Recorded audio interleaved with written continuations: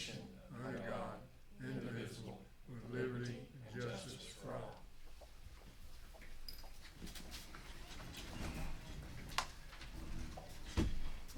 Roll call. Commissioner Hughes. Here. Commissioner Mosier. Here. Commissioner Richardson. Here. Commissioner Jinks. Here. Commissioner Stutz. Here. Minutes are in your packet. Hope you've had a chance to read those over. Is there a motion to accept? So moved. Second. Any discussion? All in favor, aye? Aye. Opposed likewise, motion carries.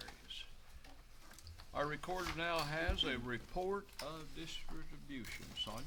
Okay, in general fund on page 1, the TCRS contribution, $31,792.42. That is the employee and the employer portion of our retirement.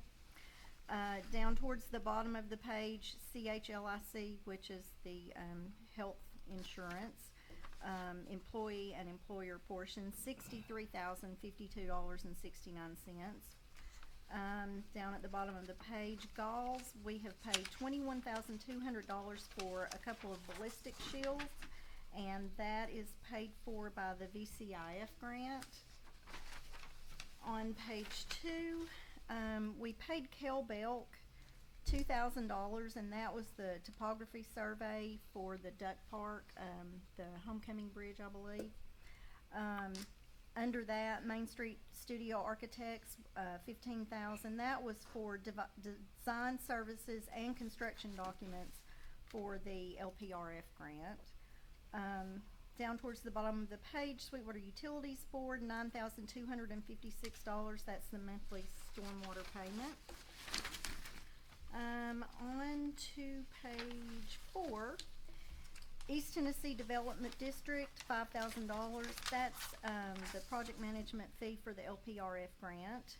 A little bit below that, Jason Greaves, we paid him $10,500. That was his phase 1 billing for the Biggs house. Underneath that, Jinks Concrete Contractors, $3,031. That was for the 150th float. That is beautiful, by the way. In the middle of the page, Smoky Mountain Mobile Blasting, that's sandblasting the guardrail on the football field, that's $3,000. Page 5, middle of the page, phase 2 invoice for Jason Greaves for the Biggs house, and that was $8,000. That is all in the general fund. Moving on to State Street Aid, we had a payment to Cannon & Cannon for $6,000. That was for services on the multimodal and the TAP grants. And then underneath that, GNC signs, $2,666.98. That was just for various signs for the street department. Nothing significant in drug fund or tourism. We have the library fund in there. Tanya's here if anybody has any questions about anything there. Solid Waste Fund 132, $25,641.08. That's our monthly garbage contract. That looks like we cut them 4 checks. We did not. The printer ate our checks multiple times. That happens sometimes, unfortunately. And that's it. Any questions for Sonia? Okay, if not, do I hear a motion we accept the distributions? So moved. Second. Motion been made and second. All in favor, aye. Aye. Opposed likewise, we accept. No one has registered for public comment period for actionable items, and we have no items on the public hearing. In old business, we discussed 3 items in the workshop that needs action. First, the approval to place another flashing signal at the crosswalk at the Main and Morris in front of Hunter's Cafe. We talked about it in length. Do I hear a motion to approve? So moved. I second. In discussion. You have any kind of time limit on this, Ms. Jinks? Well, we need to wait until the budget rolls over, so it'll probably be at the beginning of July. Okay, all right. All in favor, aye? Aye. Opposed likewise, motion does carry. Jessica reviewed the traffic signal agreement. Does the board approve transferring the ownership of the traffic signal from Sweetwater Utility to the City of Sweetwater? That'll be effective July 1st, 2020, and authorize the city administrator to execute a contract with Stansell Electric for the ongoing maintenance and calls on the signals in case there's a problem, and to execute the agreement with the county to repay their portion of the calls. We talked about this in length. I don't think we need any discussion on it. Everybody's satisfied with it? Okay, all in favor, aye? Aye. I need a motion. I need a motion and a second, don't I? I'll make a motion Okay, to accept it. Second. now, all in favor, aye? Aye. Opposed likewise, motion does carry. Our board reviewed the revenue that comes from the electric vehicle registration as being restricted by the board to State Street Aid. Is there well, first of all, is this what you were talking about, Lamar, maybe the discussion on this? Yeah, Are you? Sonia said, Sonia said a while ago that she thought it would be the same as the gasoline tax, and it should go into that fund, but, you know, I think we just need to talk about it a little bit more. Okay. I make a motion for approval for Okay. discussion purposes. I'll second that. Okay. Now So- we'll open it up for discussion. So this money is on the car registration. It's a portion of money. It's collected by the state. It's sent back to the city. We have been putting it in State Street Aid. MTAS said that technically the legislators, when they passed it, that was their intention, that it offset gasoline tax, but that they didn't actually write that into the law. So us putting it in State Street Aid could get a little hinky if you all don't make a motion and approve it to do that way. That is what they intended, but technically when it got passed, it would just go to general fund because they didn't specifically restrict it to State Street Aid. We have been putting it in State Street Aid, which is the same place gasoline tax goes, which is what Sonia was talking about. And we intend to keep putting it in State Street Aid unless you all don't want us to do that. So if you do want us to keep doing it the same way we have, which is putting it into State Street Aid, because it's supposed to try and offset the impact that electric vehicles will have on gasoline tax, then we need to make this motion to approve for it to be restricted to State Street Aid, which is the same as the gasoline tax. So, How much are we talking about? A couple Just- hundred a month Yeah. right now. And they told us, we got an email from them in the beginning, the first month that we received this tax, saying to put it in State Street Aid. So that's what we did, and then I went to a training and it was brought up and they're like, no, that goes in general fund. So I emailed Brad Harris and he double checked and said, yeah, the state did not restrict it, so this is So what you need we to can do. restrict Yeah. it as a governing body, but we do need to make that motion if we're gonna keep putting it in State Street Aid. Is Well, that your technically, motion? it's electricity is a fuel. For Whereas- that type of vehicle, that's what they're gonna use, yeah. Yeah. I mean, obviously, once again, one opinion, one vote. It's a vehicle, and it runs on the streets, so it just makes sense. Okay, so we do have a motion and a second. All in favor, aye? aye. Opposed likewise? Motion does carry. You did have a second? Yeah. Yeah, I Jinx. second it. In new business, is there a motion for ordinance number 1049 to zone recently annexed partial on Edgewood Drive on first reading? I make a motion for approval of ordinance 1049 for annexation. Second. Motion's made and second. Any discussion? We discussed this in the workshop. We'll have a roll call vote. Commissioner Hughes, Aye. Commissioner Mosier, Aye. Commissioner Richardson, Aye. Commissioner Jinks, Aye. Commissioner Stutz. Aye. Motion carries. The budget ordinance has been in your packet. If someone will make a motion to approve on first reading and a second, then we can move into discussion and approve if we have any requests for change. Is there a motion? Make a motion for approval of ordinance 1050. Second. Okay. Do I hear a second? Second. Second, okay. Now we can discuss line items if anyone is asking for a change in the budget. Any changes? Did we address the gun pay issue, possibly needing additional budget money in some areas? It was mentioned in the workshop. We did not make any changes to the budget with specific dollar amounts attached to it. So you can do that during this discussion, and we can amend the motion to, amend the budget for whatever we decide on tonight. I mean, I'm just asking, I wouldn't have a specific dollar amount with us going into this blind. I don't think that we would be able to even guess on what it might be. But I mean, this would kind of be a learning curve for everybody that's used the gun pay, and just need to know how we want to address it. Do we want to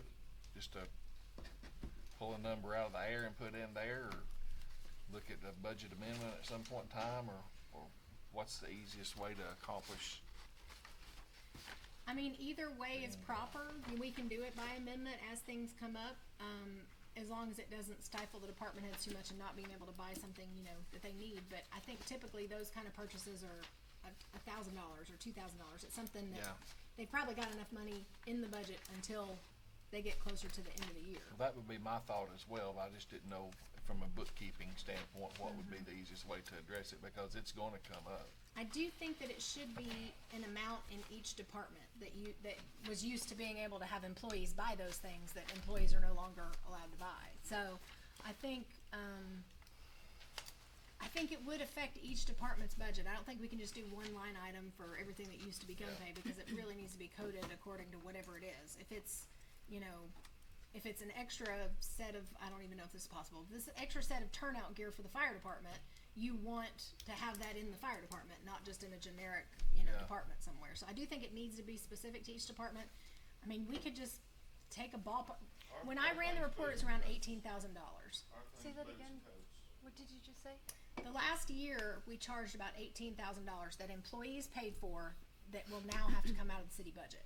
So, some years that's very heavy on police. If we have a lot of new officers all at once and they're all buying a second weapon, then that's very heavy on police. If you've got 4 new firemen in 1 year or lots of turnover, it's going to be all boots and coats in the fire department. So it's hard to judge. I don't know if you want to do $5,000 in each department specifically for employee needs or whatever that may be, or add it all to the uniform line item, because most of the things we're buying out of gun pay fall into uniforms one way or another, or firearm supplies. See, it's one or the other.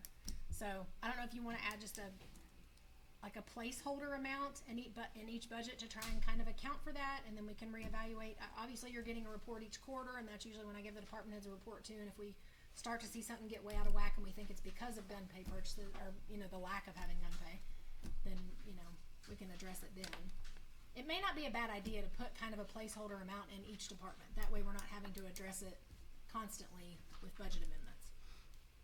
And that's certainly doable. Okay, we have a motion and a second. Roll call. What do you think would be? I mean, you see the numbers. I mean, it's going to be heavier on police and fire. Parks and Rec and Street Department are mostly boots. You might have $1,000 a year, maybe a couple thousand in each of the. I mean, again, it's hard to call. If I were going to just guess and say this is how it came out, I would do $5,000 for police, $4,000 for fire, and a couple thousand for Parks and Rec and Streets.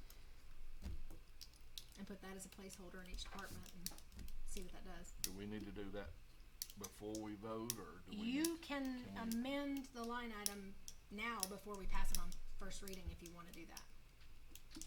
And I know I keep beating a dead horse, but is there no way that we can continue to keep the gun pay if the funding source is not the city?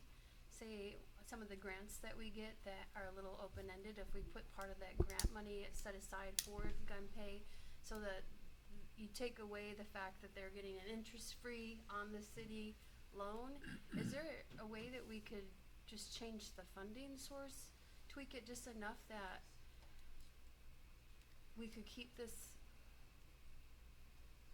I am glad that you keep asking this question, Joanne. I really am. And this face is, oh my God, I've asked everybody I know to ask, and there's not been anybody that said they can think of a way to go out of it. I will tell you what I've done.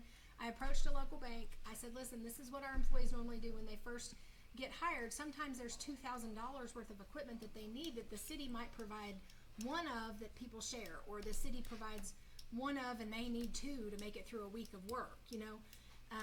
That bank has agreed to start a program privately where the city employees can go to them and do a small loan through the bank. They are going to charge interest on that, so the employee will end up having to pay some kind of interest for it.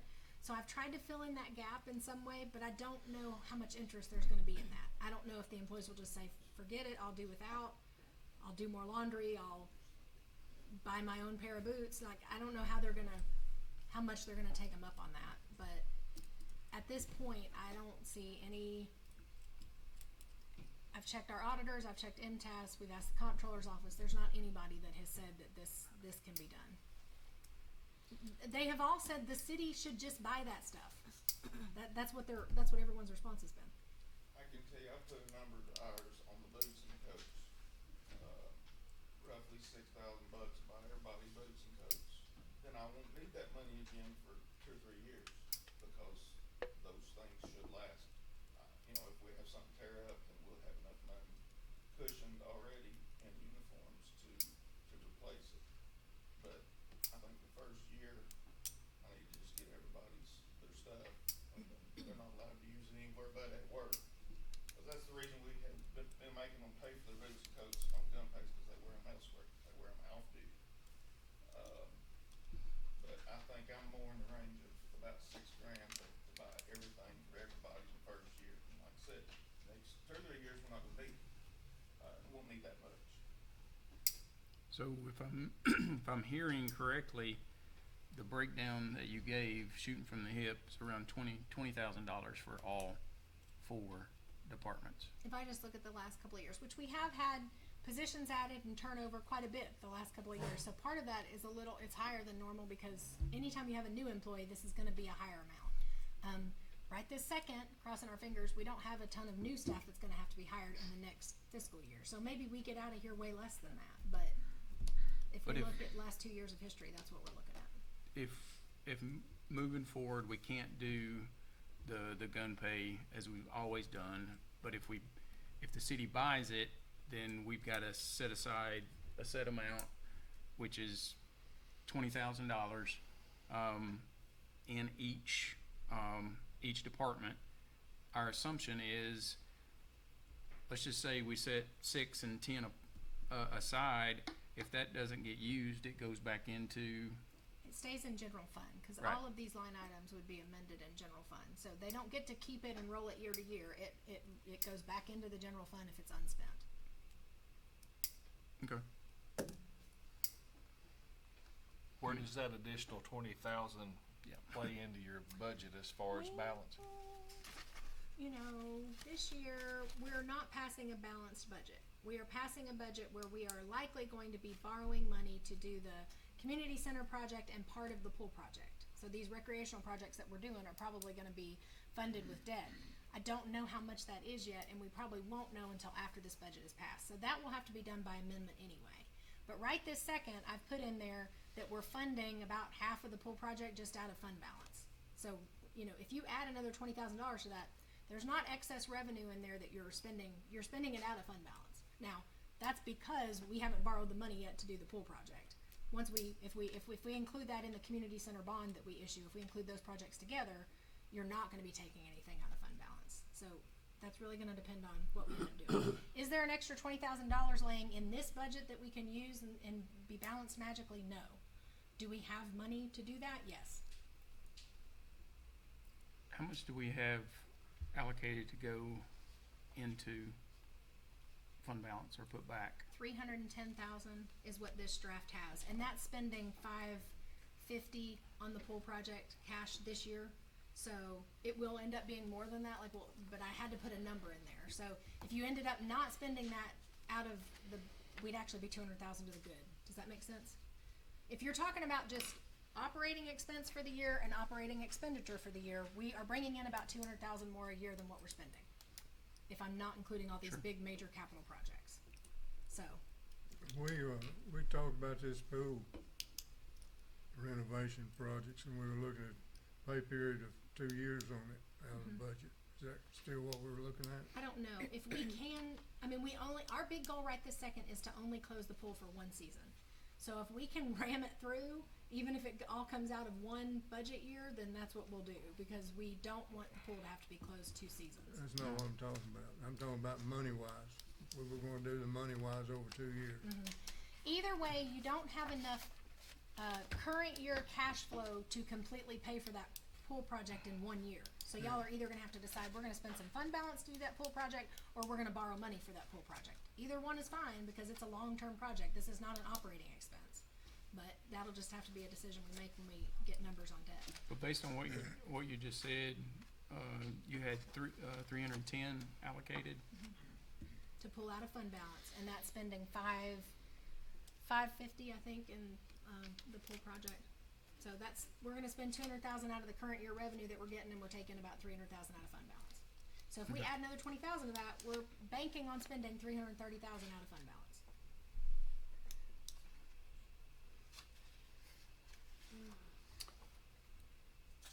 Not on that subject, you, sent us a message, or in our information with this for tonight, about you got our health insurance final number, and how are we paying for that? Okay, so we had a bad year, y'all. We had a lot of claims this year. And all of that is HIPAA protected, so I can't go into who or what that is. But, our first draft from the insurance company was a 15% increase, and we have not had an increase more than 2% in over 10 years. So that was gonna be a huge jump in 1 year. I went back and forth and provided more information and answered some underwriting questions, and they came in at 8%, and I said, do it. And that is not gonna affect this budget, because we have that money set aside in the wellness program that we've been kinda saving up, and we've spent a little bit of it, but we still have plenty in there that we can cover that entire increase, and it doesn't negatively affect this budget. Now, that pretty much gets us rid of that wellness money. We may or may not get a rebate again this year. We haven't gotten the rebate for this year yet, and we won't know until September if we get a rebate on that. If we get a rebate, then great, we've got more wellness money. But we have enough to cover that 8% increase citywide. Okay, good. And Okay. that is the first time in 10 years it's really made a big jump like that. So you're saying most likely the employees won't get that rebate that they've been getting the last few years? That's what I thought too, Joanna, but no, not necessarily. It's actually for Cigna citywide. It's for our carrier book wide. So if they had a bad year with everyone, then we probably won't get that rebate this year. And considering another one of our cities nearby has a 35% health insurance increase this year, I'm guessing they didn't have a great year, and we probably won't get a rebate. So that is very likely, but I can't say that for sure until the company does all their, thank you, Jesus, we didn't have a 35% increase. So circling all the way back around to the original question of, do we put in money? Do I revise my motion? What I'm hearing is, at this point in time, with everything we got going on, it almost sounds like it'd be a better wait and see, and then we amend later. Versus, You can always amend it. I know, but I'm just saying, we were kind of talking about Doing it it now. right now. Yeah. Is that I okay don't with think it can everybody? go wrong either way. It's perfectly legal to do Yeah, it either way. That's fine with me. I just wanted everybody to be aware. Well, that if it that's comes gonna up, be we good. can always amend it at a later date. And if that's what you end up deciding to do, we haven't actually changed anything from the draft, so you don't have to amend your motion. Right. We would just let the first I'm motion fine stand. with that. I just wanted to make everybody aware. So we've got a motion and second on the budget.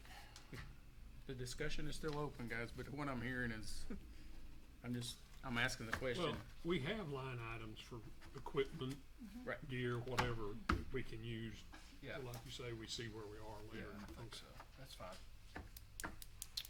I think it's important that we had this discussion out in the open and let everybody understand This does cause a struggle for us. This is something that we're having to address because employees can't pay for it anymore, so. And it may get to the point that with that local bank that you've talked to, let's say our guys decide, well, hey, I just can go get that and buy my own boots so I can wear them wherever I want to. There's that option as well, so we'll just see where it plays out. And, I mean, just to go on record, I mean, I would love, if we've got line items, obviously for equipment, I would love to buy the equipment for the employees and not have them, have to spend out of pocket. But obviously, we don't know what that ultimate number is just yet. Correct. So when we know that ultimate number, then we'll have another discussion and see where that money comes from. All minds clear? All right, we've got a motion and a second on the floor. Roll call vote. Commissioner Hughes. Aye. Commissioner Mosier. Aye. Commissioner Richardson. Aye. Commissioner Jinks. Aye. Commissioner Stutz. Aye. Okay, motion does carry. Is there a motion to approve ordinance number 1051 to close the right-of-way off of Rose Lane? We talked about this in the workshop in length. I make a motion for approval of ordinance 1051 to close right away. I second that. Any discussion? Roll call. Sonia? Commissioner Hughes. Aye. Commissioner Mosier. Aye. Commissioner Richardson. Aye. Commissioner Jinks. Aye. Commissioner Stutz. Aye. Okay. We want to thank everyone for their work they put in at the Bluegrass Barbecue Festival. Yeah. Even though it had some bad weather, it looked like it was a success, Jessica. Everybody had fun, a lot of music. All the city employees did great, as always. Working out in the rain. I saw David out there soaking wet. And 2 or 3 more. It may not be a bad idea to buy these boys some rain jackets. Have you? I figured you did have. Sometimes we choose not to use them. They get a lot hotter than, I would almost rather be wet most of the time. What we need to do is buy you one with air conditioner in it. Yeah, okay. But anyway, thank you for all the hard work that you guys put into it to make it a success. You always come through, and I think everybody enjoyed it. Anything else come before the board? All right, the workshop now will be on Tuesday, May the 27th, due to Memorial Day on the 26th. So make a note of that, the 27th. Anybody got anything to add? Okay, if not, we are adjourned. Thank you for being here. Thank you, thank you. Just outside. Sure. Okay.